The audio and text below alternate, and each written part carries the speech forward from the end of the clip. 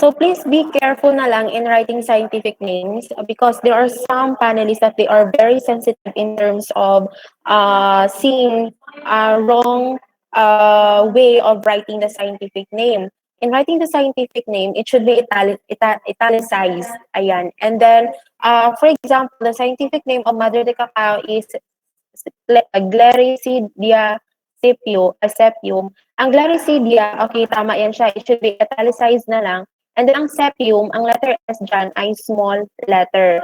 So, ang lang, ang title ninyo is Effectivity of Gliricidia sepium. And then, open close parenthesis na Madre de Cacao. Ayan, close parenthesis extract as an aphid killer.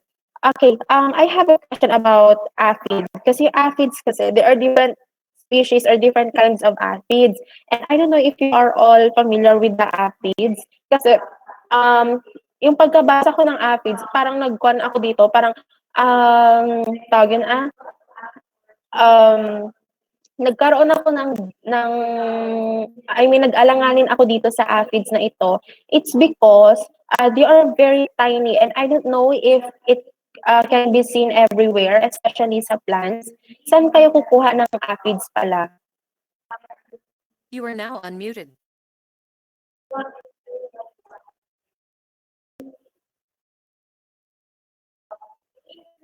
Okay. Sa anong klaseng aphids yan siya? Please specify kung anong klaseng, yeah.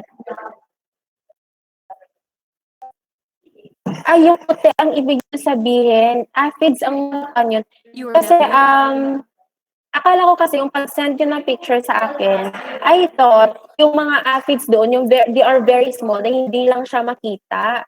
And then, ngayon ko lang na-clarify na yung puti-puti talaga, yun yung aphids na ibig niyang sabihin. You are now unmuted. Okay. Sige, eto kasi ang kwan sige, mag-search ko ng aphids ha.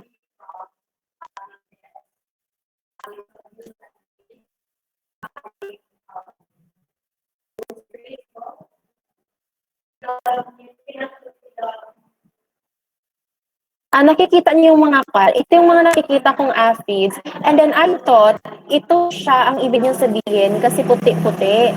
Ayan, kasi they are very small they are soft-bodied insects.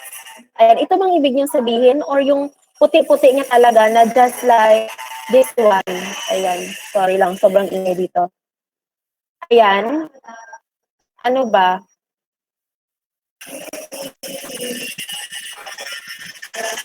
Kasi there are different kinds of aphids.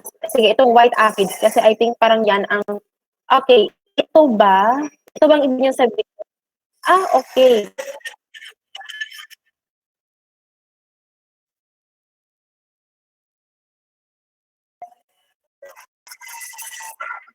Okay.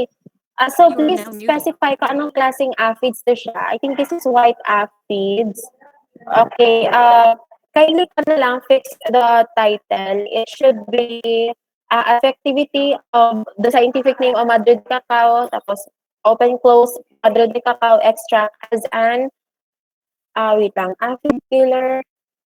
Okay, pwede na rin tong title na ito, aphid killer. Pero I think extract as wait lang, activity of Madrid cacao extract as an aphid. Kasi pwede na rin to siya. Pero make it sure na in your research, please specify na lang kung ano ang paninyo, ang klaseng aphid. And by the way, I have a question. Since you are talking about aphids kasi, when we need to experiment or in the process of in your methodology kasi, we also need to compare the commercial aphid killer sa ginawa ninyong extract made of Madre de Cacao. And for aphids kasi, kaya nyo ba to siya tanggalin, yung mga aphids sa plants? Kaya ba? You are now unmuted. Parang ganito niyo siya, sandali. Parang ganito nyo, ayan. Parang ganyanin nyo siya, isa-isahin nyo siya, ayan. Kasi ito sila, for aphids kasi, we need to count them kung ilan kasi hindi lang to siya basta-basta na, okay, itong saging na ito may meron siyang aphids, so ito ang kukunin natin. No.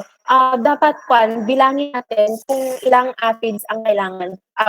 Para maging fair tayo, para hindi bias sa ang ating experiment. So, isa-isa nyo to siya kunin ay ang mga aphids na yan. And then you have to put it in a, or in a, You are now siguro, in a unmuted. plant na, Now halimbawa, muted. You are 10 now aphids ang unmuted. kunin nyo, edi ilagay nyo siya sa plant na 10 lang ang aphids. Ayan. So, kaya nyo ba siya kunin? Yes. Kung pwede 20.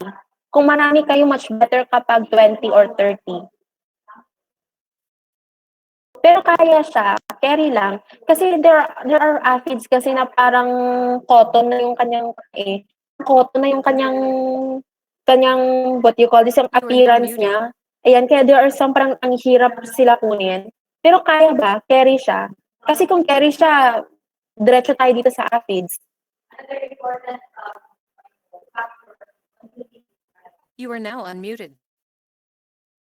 Okay, since carry siya, okay, bigyan ko kayo ng process ha. Sige, balik tayo dito sa inyong binigay na proposal form. Okay, sandali.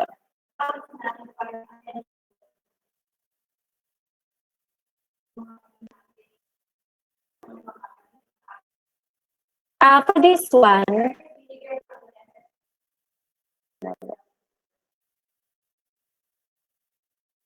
itong part na ito, please pakiayos na lang kung yung goal ninyo sa project ninyo, hindi ganito. Dapat parang objective siya, type siya na, our goal for this project is to, okay, highly enumerate. Ayan, 2 ganito, 2 ganito, 2 ganyan. So, yan yung sa goal ninyo. For your strategies, pakiayos na rin to siya. Dapat maganda siya tingnan, parang formal siya tingnan, and as well as actually justified na lang yung set or yung paragraphs dito. And then, parang marami pa ata kayo ditong kulang. Pero I think, draft pa lang to siya, no? This one, hindi ko pa to siya nabasa. Pero sige, bigyan kayo ng idea kung anong gagawin ninyo sa research. Ayan, para may content din dito sa title form ninyo. Okay, since the title of your study, okay, effectivity of Madre de Cacao extract as an aphid killer, ayan. So, ang first yung gagawin ay, syempre, kapag halimbawa, in your title defense kasi, usually ang inyong focus dyan ay kung ano ang inyong process. Ayan, kung ano ang inyong process, ano ang purpose, bakit yun ginawa, and then paano siya nagiging tulong sa environment natin. Ayan, very important yan siya, especially na sa life science, about sa life science, yan siya. And kapag, if you're talking about the process or the methodology in your research, ay syempre, ang gagawin natin dyan ay first is, we have to gather all the materials. Like, for example, Madre de Cacao. I think meron tayo dyan mga Madre de Cacao. Specifically, anong Madre de Cacao na part ang gagamitin ninyo? You are now unmuted.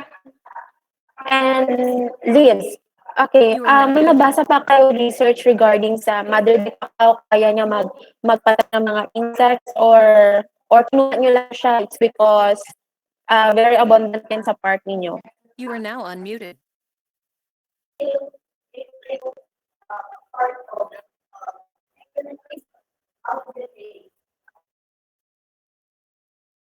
Okay, good. Kasi You are kung may now mga muted. ganun kayo na sources, ibig sabihin, madali nyo lang to ma-defend ang title. Actually, very good yan siya ng mga sources. And all you have to do is, for example, if someone asks you about that one, why did you choose Madre de Cacao, ganyan. May mga sources na kayo. And then, siguro i-state nyo lang doon na hindi pa very specific kung anong klaseng insects na